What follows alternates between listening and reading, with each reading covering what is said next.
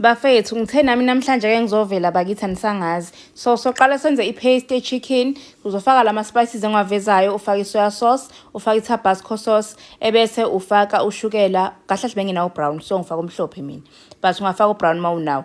And then upelepele lo yangisebenzisa inhlamvu zakhona, bengifuna inhlamvu nje zakhona kuphela ukuze kubabe kahle. Amakhasi bengawadingi. Bese uyamixa kahle ufake kwi-chicken yakho, ngisebenzisa ama-chicken breast. Bese-ke uyapan fryer, ungafaki wonke kanye kanye epanini ngoba ipani uma overcrowd ayancipha temperature amafutha engabe sashisa kahle. Bese mase right uwabeka eceleni leyo mkhwepha leyo. Thatha ibhodo ufaka amafutha, ufaka anyanisi, ufaka garlic, ufaka ama-mushrooms akho. Ama-mushrooms ungawawashi, uwasule ngepaper towel noma ngendwangu eclean emanzi kodwa. Ngoba mawawasha azokhipha amanzi. Ebese ufaka ispinach sakho ozobe usiqobile naso waswasha kahle. Bese ufaka aromate uyagoqoza.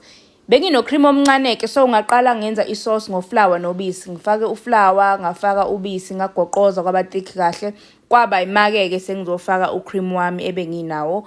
Ngawuthela phakathi ngoba phela bengenzela isauce yande yabo ngoba besizophaka sibe baningi.